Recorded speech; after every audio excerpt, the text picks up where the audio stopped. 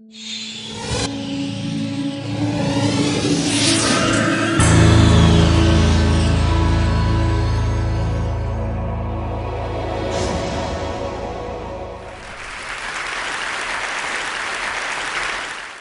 are dying for a few reasons.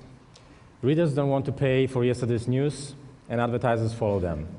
Your iPhone, your laptop is much more handy than New York Times on Sunday. And we should save trees at the end. So it's enough to bury any industry. So should we rather ask, can anything save newspapers?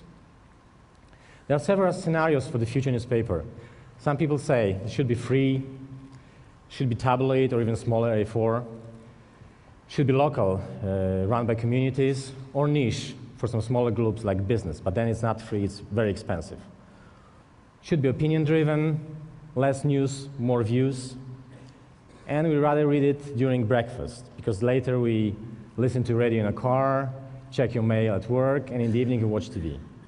Sounds nice, but this can only buy time, because in the long run, I think there's no reason, no practical reason for newspapers to survive. So what can we do? Let me tell you my story. 20 years ago, Bonnier, Swedish publisher, started to set newspapers in a former Soviet bloc. After a few years, they had several newspapers in Central and Eastern Europe. They were run by an experienced staff with no visual culture, no budgets for visuals. In many places, there were no even art directors. I decided to work for them as an art director. Before I was an architect, and my grandmother asked me once, "What are you doing for a living?"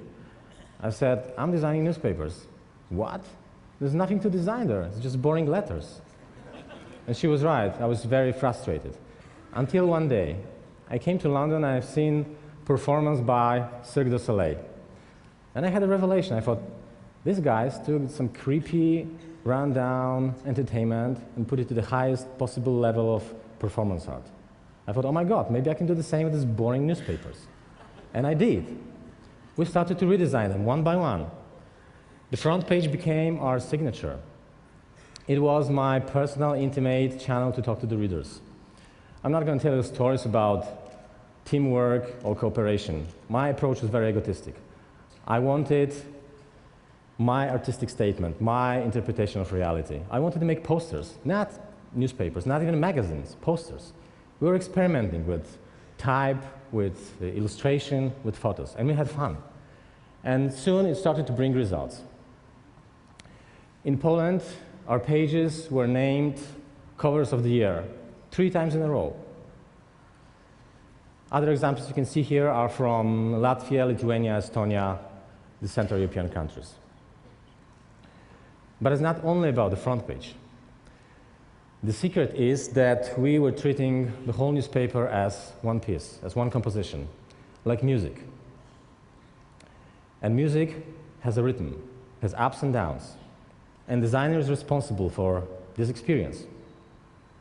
Flipping through pages is reader's experience, and I'm responsible for this experience. We treated 2 pages, all spreads, as a 1 page, because that's how readers perceive it. You can see some Russian pages here, which got many awards on the biggest infographic competition in Spain. But the real award came from Society for Newspaper Design. Just a year after redesign of this newspaper in Poland, they named it the world's best design newspaper. And 2 years later, the same award came to Estonia. Isn't it amazing? What really makes it amazing, that the circulation of these newspapers were growing too. Just some examples. In Russia, +11 after 1 year, +29 after 3 years after redesign. Same in Poland, +13 up to 35% raise of circulation after 3 years. You can see on a graph, after years of stagnation, the paper started to grow just after redesign. But the real hit was in Bulgaria, and that is really amazing. Did design do this? Design was just a part of the process. And the process we made was not about changing the look, it was about improving the product completely. I took an architecture rule about function and form and translated it into newspaper content and design. And I put a strategy at the top of it. So first you ask the big question, why we do it, what is the goal? Then we adjust the content accordingly, and then usually after 2 months we start designing. My bosses in the beginning were very surprised. Why am I asking all these business questions instead of just showing them pages? But soon they realized that this is the new role of designer, to be in this process from the very beginning to the very end. So what is the lesson behind it? The first lesson is about that design can change not just your product, it can change your workflow, actually can change everything in your company. It can turn your company upside down. It can even change you. And who's responsible? Designers. Give power to designers.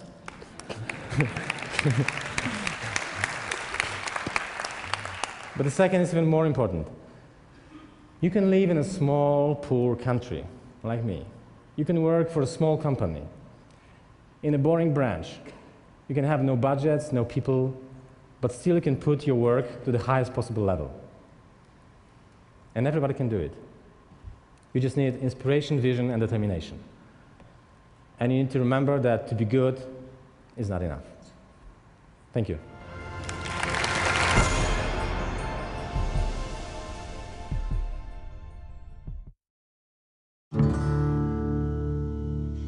When I was 16, I found this motorcycle. It was a dilapidated piece of junk that wasn't going, but I realised how special it was. Restoration of this motorcycle has taught me to improvise with mechanical things. My name is Mark Lesek. I live in Hobart, Tasmania. I'm Director of Dynamic Welding and Engineering. It's a pretty cool place. We do machine shop work. We do aluminium welding. 7 years ago, I had an accident and lost the best part of my arm. I got a prosthetic on my own insurance.